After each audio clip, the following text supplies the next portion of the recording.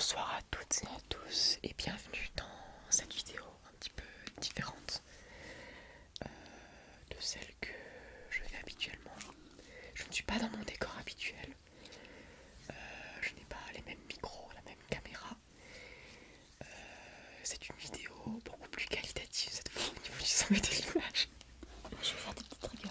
Oui, et aujourd'hui on va faire une vidéo qui parle des troubles. Des troubles de l'attention avec ou sans hyperactivité et d'autres troubles que je vais évoquer puisque je vais raconter un petit peu mon témoignage, un petit peu ce que j'ai vécu avec les diagnostics que j'ai eu étant enfant et où j'en suis aujourd'hui. Et du coup je suis en compagnie d'Auto ASMR avec qui on a fait aussi une vidéo sur sa chaîne qui est plus tournée sur l'aspect diagnostic et explication du trouble du TDAH, donc du trouble d'attention avec ou sans hyperactivité. Donc n'hésitez pas à aller voir sa chaîne, il y aura le lien en description évidemment de la vidéo et de la chaîne. Et donc ce qu'on va faire, c'est que je vais raconter un petit peu ce que j'ai vécu. Pourquoi? T'as vécu des choses? Oui. D'accord. Moi je vais intervenir ou pas. Et puis il y aura quelques triggers aussi. Voilà, si je m'ennuie. Je rigole. Donc j'ai commencé à faire ça a commencé quand j'étais tout petit, même avant que je sois entre guillemets conscient de vivre. C'est-à-dire vraiment quand j'étais bébé. Parce que comme je l'ai évoqué brièvement dans la vidéo de Dodo, mais quand ma mère était enceinte de moi, il y a eu ce qu'on appelle un manque de liquide amniotique. C'est un phénomène qui survient et quand il survient, généralement les médecins font faire des tests au bébé à la naissance ou quand il grandit pour voir s'il n'est pas atteint de certains troubles. Par exemple, un des premiers tests que j'avais fait, c'était pour voir si je n'étais pas atteint de la trisomie 21. Il a été relevé comme étant négatif du coup. Mais d'autres choses sont apparues ensuite. Quand j'étais tout petit, on a remarqué plusieurs choses. Déjà, je parlais peu. Mais genre, enfin, c'est pas que je parlais peu, c'est que je disais rien et que aucun mot sortait de ma bouche. Et Ah, ça c'est bizarre. oui. Et tous mes parents se posaient des questions, ils se disent le gamin il a 3 ans. À 3 ans tu parlais pas? Oui, en fait j'étais tout petit et je parlais pas. À 3 ans tu parlais pas du tout? Oui, et pas du tout. Enfin, non, c'est pas 3 ans, je suis vers 2 ans. Vers 2 ans, je parlais, je disais rien, aucun mot qui sortait de ma bouche. Puisque 3 ans c'est tard. Ouais, et si vous voulez, mes parents ils se disaient bon bah à 2 ans, y a rien qui sort de la bouche, il y a une arnaque quoi. Tes parents ils devaient être inquiets quand même. Oui, ils étaient inquiets. Et il y a aussi un truc qui leur inquiétait, c'est que quand par exemple, typiquement on jouait avec des jouets, quand ils me demandaient d'aller chercher la balle, soit j'allais chercher un autre objet, soit j'allais chercher rien et je comprenais pas la consigne. Ou alors quand on me pointait quelque chose du doigt, c'est toujours actuel. Quand par exemple on montrait un oiseau du doigt dans le ciel ou quelque chose, et que je regarde, je n'arrive pas à voir ce que la personne montre du doigt. Et c'était déjà le cas quand j'étais tout petit à ce moment-là. Ça devait pas être pratique. Oui, c'est à chaque fois long quand quelqu'un me montre un truc du doigt. Tu dis quoi? Je vois rien. Bah en fait, souvent je fais croire que j'ai vu. En fait tu fais beaucoup de masking. Comme ça le malaise est fini en fait. D'accord. Et il y a aussi. Donc ensuite j'ai eu un certain retard quand même au niveau des apprentissages, style la parole ou le fait de marcher. Ce qui a aussi été un déclencheur du fait que je suis allé dans des hôpitaux pour faire des tests. Alors c'était pas des tests pour les troubles d'attention et de troubles d'attention, de concentration, c'était vraiment des tests qui étaient pour voir si j'étais autiste ou pas. Parce qu'en fait, dans ma famille, il y a une cousine de mon père qui a été diagnostiquée autiste profond. Et donc vis-à-vis des symptômes que j'avais et du coup il y avait des raisons voilà, du passif familial, mes parents c'est le premier truc auquel ils ont pensé et du coup ils sont allés ils se sont orientés vers des hôpitaux où j'ai fait beaucoup de tests là-dessus. Et donc certes, alors j'avais des symptômes mais pas assez selon mes tests pour être diagnostiqué autiste. C'est-à-dire quand j'ai fait les tests, j'avais genre 4-5 ans. C'est vraiment des tests, je ne m'en souviens pas. Mais du coup, les médecins ils se sont arrêtés là. Ils ont dit tu es pas autiste et basta. Non, on s'est pas arrêté là parce qu'en fait j'étais pas autiste, mais on avait quand même détecté des trucs, des difficultés d'attention, des difficultés de concentration, de l'hyperactivité aussi. Ah, on avait déjà parlé d'hyperactivité quand t'étais enfant. Oui, l'hyperactivité, oui, c'était quelque chose. Alors, on me considérait, je sais pas si, je crois pas qu'on me disait qu'on me considérait qu'on me disait être un enfant hyperactif. Mais j'avais des passages un peu hyperactifs. Et surtout, ce qu'on me disait, c'est que quand bien même j'étais pas diagnostiqué autiste, on me disait que j'avais, on va dire, comme des restes. C'est quoi des restes? Je saurais pas trop comment le dire, comment il le disait en fait. T'es très autistique. Ouais, en fait, on va dire des symptômes autistiques. Mais t'es pas autiste. En fait, je pense que c'est ça. Tu devais pas remplir tous les critères. C'est ça. Du coup, ils ont dit t'es pas tout à fait autiste, mais t'as pas non plus complètement pas autiste. Et mes parents m'avaient dit plus tard que les médecins leur avaient dit la phrase suivante, que en gros j'étais pas autiste, mais que toute sa vie votre enfant fera des trucs, des gestes, des petits comportements bizarres. Et ils te disent pas pourquoi. Non, enfin, c'est bizarre, moi je trouve. Je sais pas, enfin, en tout cas, peut-être que mes parents avaient eu l'explication et que c'était noté dans les dossiers, mais ils n'ont jamais trop dit pourquoi en fait. Parce que, ok, t'es pas autiste, mais. Ouais, c'est bizarre quoi. Bah, ensuite, comment ils peuvent savoir si tu vas faire ça toute ta vie, si ça en fait, ce que t'as. Disons que ce qu'on m'avait diagnostiqué aussi, c'était. Alors maintenant, ça se dit plus, c'est un autre mot, du coup, comme tu l'as dit tout à l'heure, mais on m'a diagnostiqué une dyspraxie qui maintenant s'appelle. Le trouble développemental de la coordination. Exact. Et en fait, c'est aussi sur cette difficulté-là, et aussi la difficulté, j'avais une difficulté qui est peut-être un petit peu toujours là, mais au niveau de l'appréhension de l'espace en fait, de l'espace autour de moi. Et donc je voyais aussi du coup, plus tard j'ai vu plein de médecins dans ce cadre-là. J'en ai vu d'autres pour d'autres cadres, mais pour ce cadre-là j'en ai vu déjà plein. Je voyais notamment une psychomotricienne avec laquelle je faisais des exercices. Alors il y avait des exercices un petit peu de dessin. Il y avait des exercices avec des objets, voilà, de l'organisation d'objets, des petits jeux, ou par exemple la réception d'objets, genre par exemple me lancer une balle, je devais la récupérer. En parallèle, j'avais aussi une difficulté sociale en fait, une difficulté à m'intégrer, une difficulté à aller parler spontanément aux gens. Mais ça faisait quoi du coup dans ton enfance? Ça ressemblait à quoi? Bah ça ressemblait au fait que comment dire, j'avais beaucoup de mal. J'étais excessivement timide quand j'étais petit, mais voilà, du coup c'était pas que la timidité, parce que ça se manifestait par une difficulté à aller parler aux autres élèves de ma classe. Alors pour le coup j'ai comme de la chance parce que j'ai une classe qui était vraiment très très bienveillante quand j'étais à l'école, avec des gens qui venaient me parler, donc je me sentais quand même intégré. Mais ça veut dire que tu restais tout seul si je n'ai pas de parler?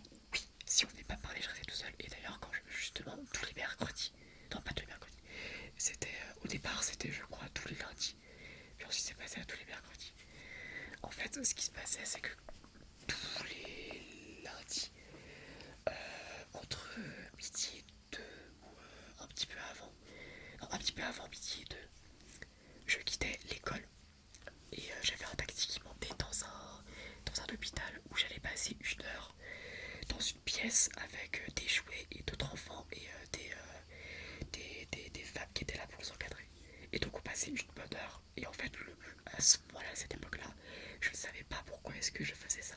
Oui, juste, je quittais l'école et les gens que je connaissais pour aller passer 1 heure avec des gens. Mais ça t'a aidé de faire ça? Bah en fait, moi j'aimais bien parce que je jouais. Mais en vrai, j'avais du mal à jouer avec les autres. Je jouais souvent seul. Mais tu jouais parce que t'avais peur des autres ou t'avais pas envie ou tu savais pas quoi faire avec eux? Bah je pense qu'il y avait un petit peu de tout parce que le fait de ne pas savoir quoi faire avec eux fait que bah c'est difficile en fait d'essayer de faire quelque chose avec quelqu'un quand tu sais pas quoi faire avec eux. D'accord. Et mais ça avec le recul tu le mettrais dans quel trouble?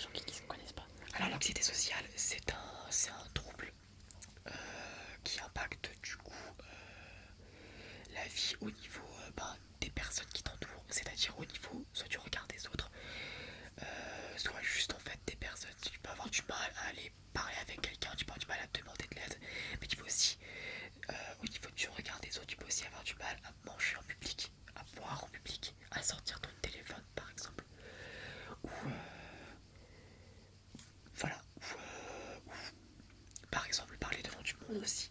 Quand par exemple je dois présenter un exposé ou une présentation. Il y a plein d'autres symptômes que là j'y pense. Et ça, c'est des choses que tu as déjà enfant et que tu as encore aujourd'hui, c'est ça? Oui, alors par exemple, présenter devant tout le monde, c'était une difficulté que j'avais surtout quand j'étais enfant.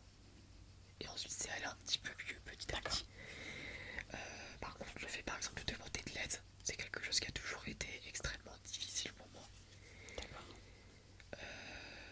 Parce qu'il y a plusieurs raisons en fait. Disons, quand moi je demande de l'aide,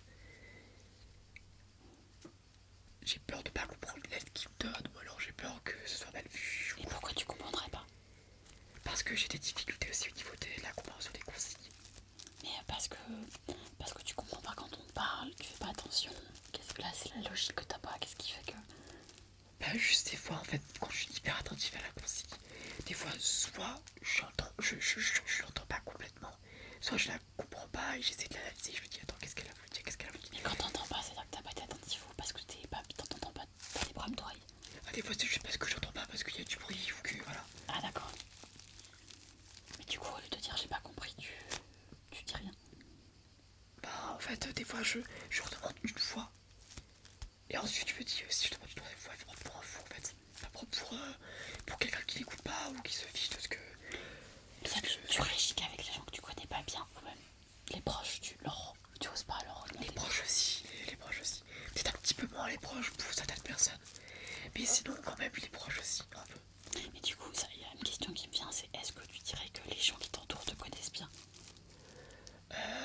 Bah en fait, les gens vraiment très très proches, oui. Mais il y a quand même beaucoup de gens qui me connaissent, qui me connaissent pas bien, enfin en tout cas. Disons que tout ce qui concerne des troubles, je l'expose pas comme ça non plus à tout le monde en fait. Oui, mais par exemple, si tu leur dis pas que t'as pas compris, ils peuvent pas le deviner. Oui, Donc ça veut dire qu'il y a des gens qui ne savent pas qu'en fait, des fois, tu comprends pas ce qu'on te demande. oui, oui, effectivement, mais du coup, c'est. En fait, c'est aussi difficile à expliquer en soi. Voilà, je l'ai réussi, mais je sais pas comment dire.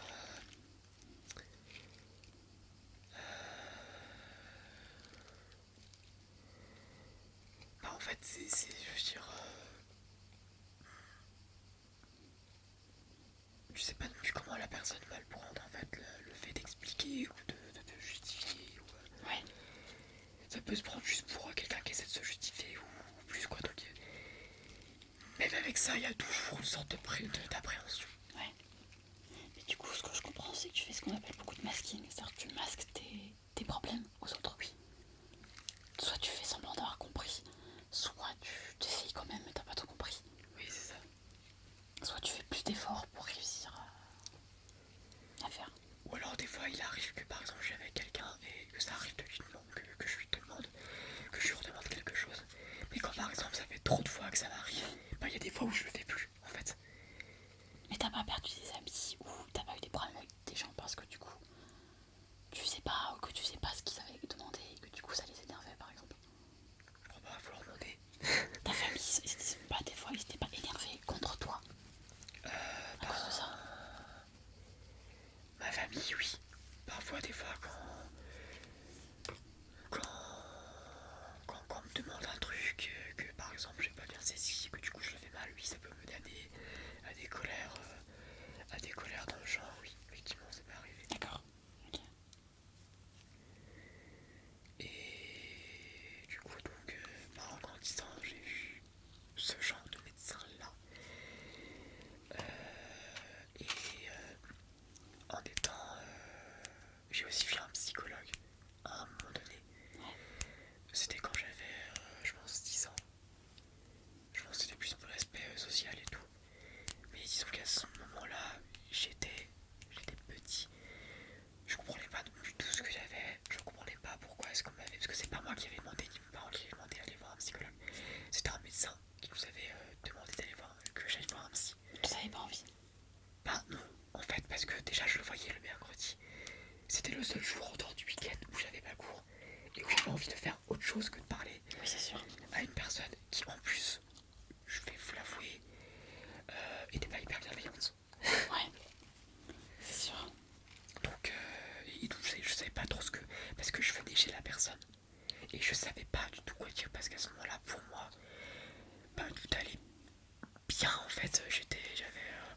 j'avais ma classe, je l'aimais bien, ça se passait bien à l'école, même si bon, j'avais des difficultés, mais qui n'étaient pas. C'était des difficultés d'attention, de concentration, d'écriture aussi, du coup, parce que du coup, j'avais évoqué la dyspraxie, c'était aussi surtout lié à l'écriture. Et ça faisait quoi ça du coup? Bah, ça fait que du coup, j'écris comme.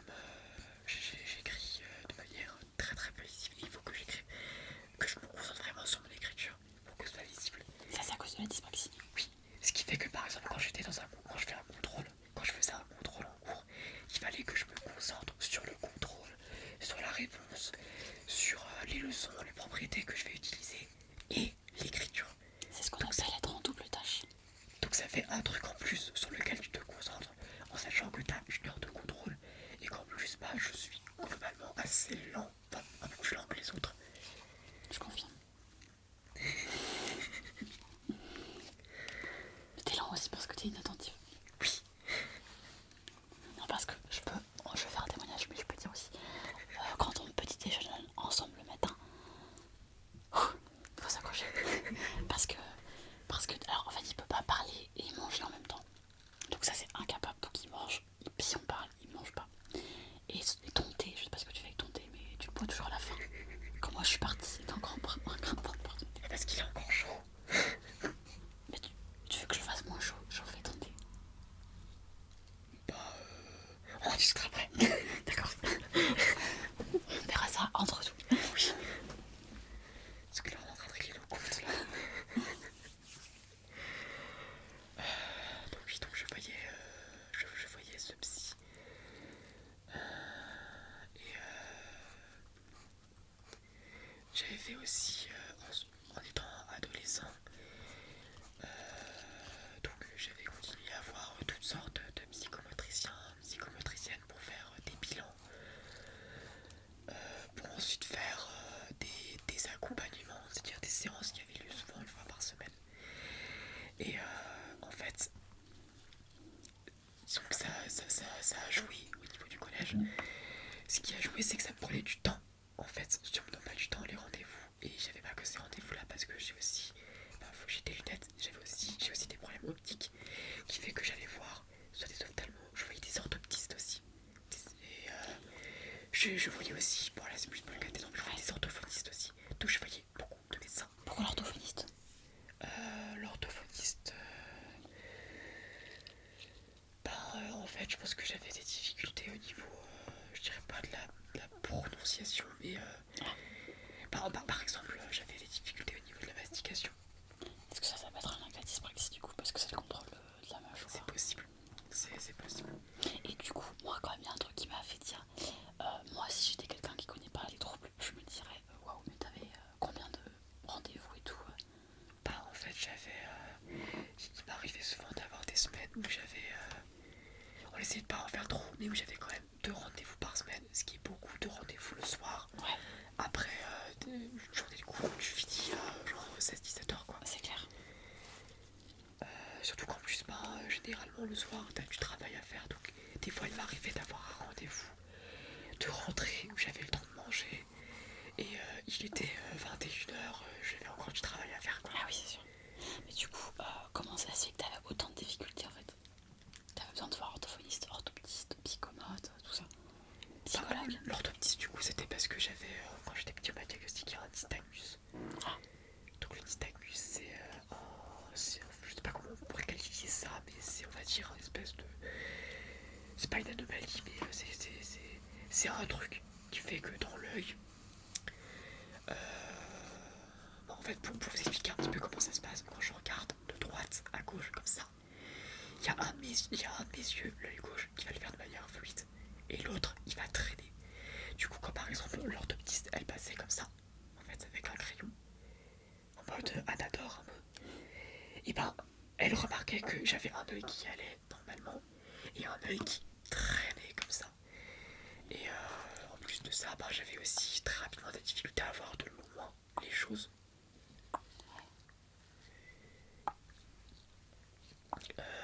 Ce qui, couplé aux difficultés d'attention et la concentration, donnait un combo qui était difficile à gérer.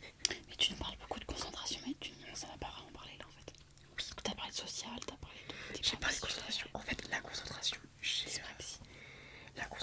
du mal à me concentrer longtemps sur une tâche.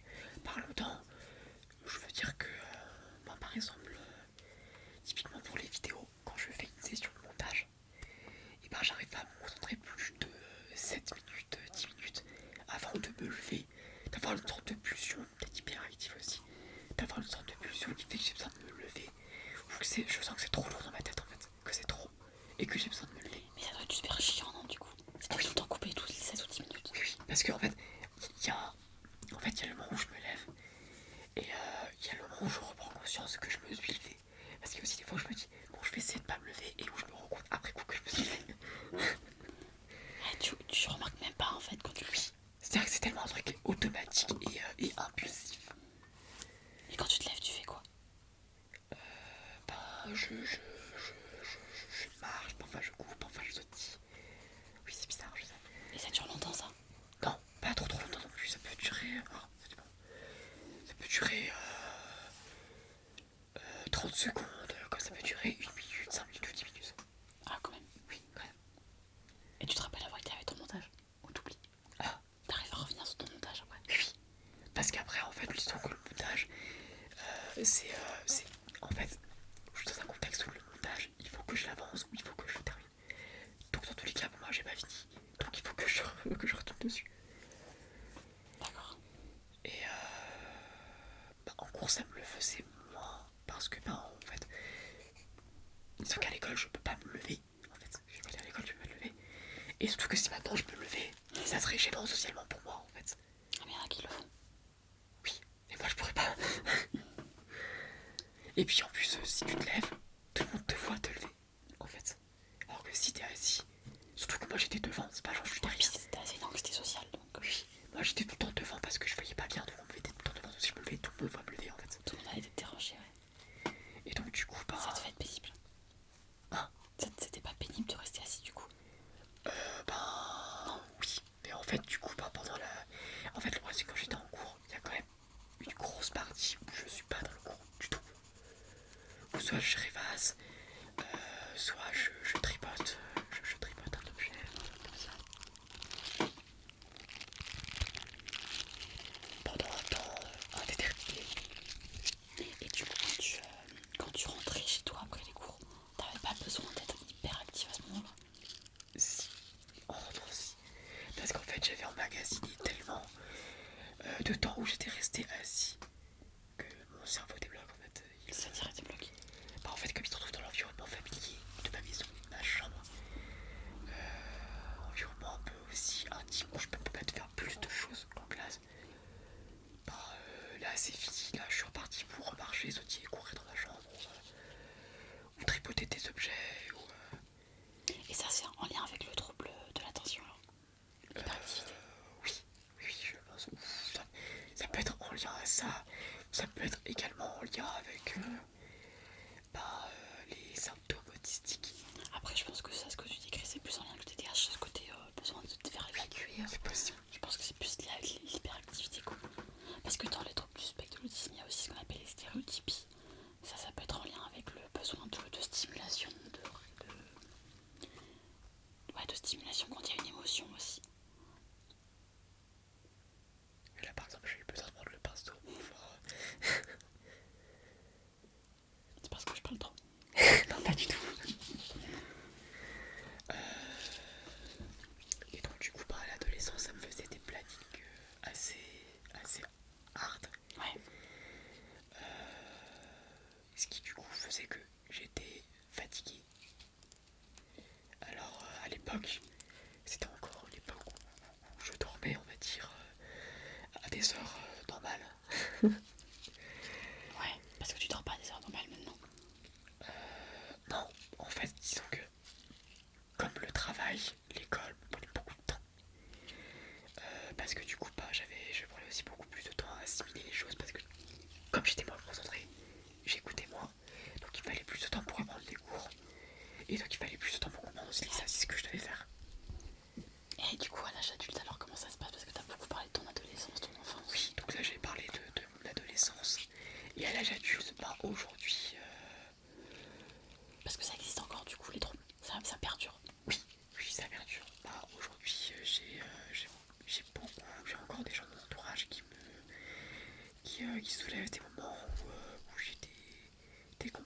qui sont un peu liées à ça. Par exemple, les difficultés d'attention, typiquement. Ouais. Quand par exemple on me donne une consigne, des fois je la capte pas ou j'oublie de la capter.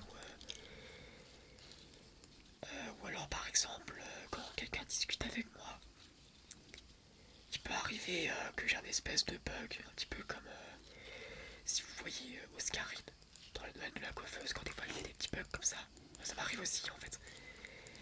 Des fois quand quelqu'un discute avec moi, j'ai un espèce de bug comme ça où je suis dans mes pensées et où du coup je ne capte pas l'anecdote que la personne me raconte. Et ça vient de le trouble d'attention. Bah oui, je pense. D'accord. Et du coup en fait quand la personne a fini son anecdote, j'ose pas lui demander, j'ose pas lui dire que j'ai pas écouté son anecdote.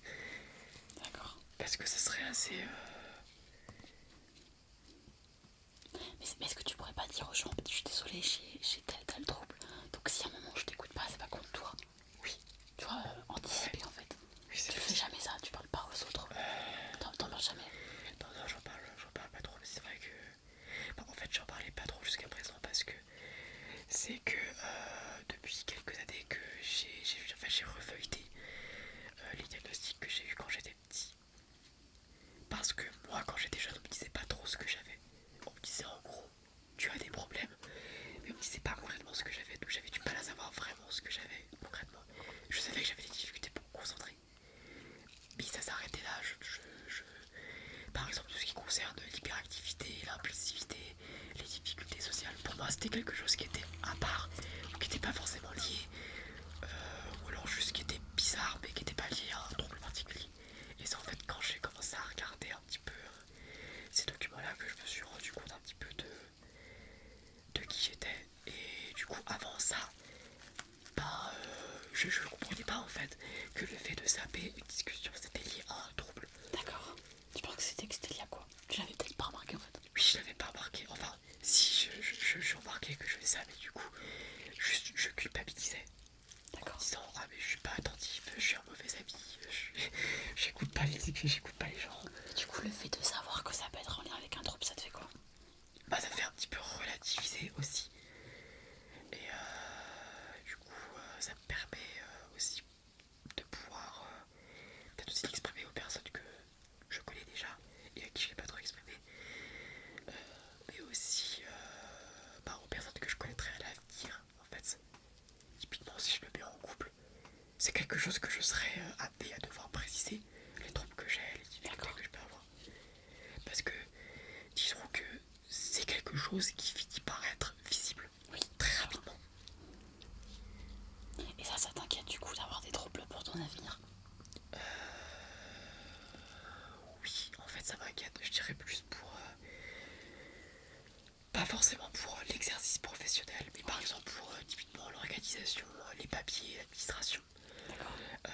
Et pour la vie personnelle aussi, les gens que je rencontre, comment est-ce qu'ils vont me voir avec ces troubles, est-ce qu'ils vont m'apprécier, est-ce qu'au contraire je vais les embêter, je vais les saouler, ils vont se lasser, ils vont partir. Et du coup, le fait de leur dire, ça pourrait aider à que du coup ils comprennent et qu'ils soient peut-être plus indulgents avec toi. Ah oui, oui, sûrement, effectivement, c'est possible. Après, ça reste quelque chose d'assez intime en fait. Oui, c'est sûr. C'est pour ça en fait, paradoxalement c'est quelque chose qui est bien de dire pas trop tard, on va dire un peu tôt. Et en même temps, c'est quelque chose qui est assez intime et pas hyper facile non plus à dire. Et moi j'ai une question, tu vois. Qu'est-ce que tu aurais envie de conseiller aux gens qui ont des troubles comme toi, pas forcément tous, etc., mais qui ont des troubles dans leur enfance encore aujourd'hui? Bah déjà si vous ne l'avez pas fait, n'hésitez pas à aller. Il y a des médecins qui peuvent diagnostiquer ça. Il y a des psychiatres, il y a des neurologues aussi, je crois. Oui. Les neuropsychologues, ça permet aussi de pouvoir voir le truc un petit peu en profondeur. Les neuropsychologues ne peuvent pas diagnostiquer, mais ils peuvent te permettre de pouvoir, alors les psychiatres aussi, mais de pouvoir envisager des stratégies. Et les médecins peuvent aussi vous permettre d'envisager d'avoir un dossier MDPH. C'est quoi? un dossier MDPH, c'est un dossier qui stipule que tu es une personne en situation de handicap. Ah, parce que t'es handicapé. En fait, on n'est pas considéré comme handicapé, mais on est considéré comme des personnes en situation de handicap. C'est pas vraiment la même chose. C'est quoi des personnes handicapées alors pour toi? En fait, je sais pas, on me disait juste que j'étais pas handicapé, mais que j'étais personne en situation de handicap. En fait, c'est la même chose. Ok. C'est juste que, en gros, c'est plus gentil de dire personne en situation de handicap. Mais c'est un handicap cognitif. Oui, c'est ça. Et pas moteur. Un handicap invisible. Voilà, c'est ça. Il y a beaucoup de gens qui ont dit handicap invisible, peut-être vous d'ailleurs. Je sais pas si j'aime bien ce terme parce qu'en vrai, c'est un handicap quand même vachement visible à force. Oui, c'est vrai, mais on le voit pas comme ça. Oui, tout de ouais, suite. c'est ça. Et c'est un dossier en fait qui permet déjà à l'école de pouvoir bénéficier éventuellement d'aide ou de pouvoir avoir par exemple des tiers-temps pour les examens. Ce que j'ai eu, moi j'avais eu un tiers-temps, mais j'avais eu ce qu'on appelle une auxiliaire de vie scolaire. C'est une personne qui est assise à côté de toi et qui par exemple, moi comme j'étais dyspraxique, la personne prenait aussi des notes à côté. Je prenais des notes pour redire, mais la personne prenait des notes au propre à côté. Et du coup, par exemple, il y a un truc où j'étais inattentif, c'était quand même noté en fait. Donc on peut bénéficier d'aide dans ce style-là. On peut aussi bénéficier en étant adulte d'aide à l'emploi. Et par exemple, quand on a un MDPH, un deuxième MDPH, si par exemple on est sur le point d'obtenir un emploi, on se dit que c'est pas avantageux de pouvoir le stipuler, on n'est pas obligé de le stipuler. Oui. On n'est pas obligé de dire qu'on a un deuxième MDPH. Parce qu'effectivement, il y a des gens que ça peut peut-être refroidir. Ça peut être bien de le faire, mais c'est pas obligatoire quoi. Oui. De le dire que t'as un dossier. Oui, c'est ça. Ça peut être juste un soutien. Mais faut pas que ce soit une contrainte ou un truc qui peut t'enlever des opportunités. Oui, c'est ça. Ça peut aussi te permettre d'avoir, par exemple, ils peuvent aussi t'organiser de l'aide pour pouvoir, pour la gestion administrative. Tu peux avoir des aides pour ça. Donc voilà, par exemple, à titre personnel, si là dans quelques mois, je vais voir une psychiatre pour faire un diagnostic. Et si je le fais, c'est un petit peu pour savoir où j'en suis, mais aussi pour pouvoir avoir un dossier MDPH en tant qu'adulte, parce que j'en ai eu rien en tant qu'ado et enfant. Mais ensuite, passer le lycée, il faut en avoir un. La MDPH ne prend plus en compte des trucs de quand t'étais enfant et ado, du coup. Et il faut en faire un pour quand t'es adulte. Faut le faire refaire, ouais. Ouais, c'est ça. Et donc ça dans l'idéal, ça peut être bien de le faire quoi, pour les gens qui ont des troubles aussi. Oui, ça peut être bien de le faire. Et en fait, ce qui peut être bien, ce qui est surtout bien, c'est que les médecins peuvent, comme je l'ai dit, donner des stratégies, des outils, des objets aussi, qui peuvent aider. Par exemple, moi j'ai ce qu'on appelle un time timer. C'est une espèce de petite horloge où on voit le temps qui reste et où il y a un bip. Du coup, par exemple, si maintenant je décide de faire 45 minutes de montage, et ben je mets sur 45 minutes de montage. Et du coup, je la pose. Et au moment où ça fait bip, ça veut dire que je suis obligé de m'arrêter. J'ai pas le choix. Parce que des fois, comme j'ai des moments d'attention, et ben j'aurais envie de continuer pour compenser. Mais ça m'oblige à m'arrêter et à ne pas dépenser plus d'énergie. Parce que du coup, effectivement, quand on a des problèmes de concentration, et ben on dépense encore plus d'énergie pour se reconcentrer, pour pouvoir faire une tâche. Du coup, le fait de devoir s'imposer des arrêts sur les activités, même quand c'est pas fini, et ça permet aussi d'avoir une meilleure gestion du temps. Ouais. Et une meilleure gestion de son énergie. C'est ce que j'allais dire, ouais. C'est vrai que c'est important de pouvoir gérer son temps pour son énergie, ouais. Et pas trop en faire, quoi. Oui, c'est ça. Ok. Bah, en tout cas, c'était intéressant parce que tu avais beaucoup de choses à me dire. Et je pense que tu pourras encore en parler pendant des heures et des heures sur tout ce qui t'est arrivé, tout ce que tu as vécu. Et merci à toi parce qu'elle avait quand même aussi beaucoup de choses à dire et beaucoup de questions à poser, donc c'était super intéressant. Ouais. Bah, j'espère que j'ai posé les bonnes questions qui vous ont intéressé aussi. Donc voilà, c'est ainsi que s'achève cette petite vidéo un peu spéciale. Je remercie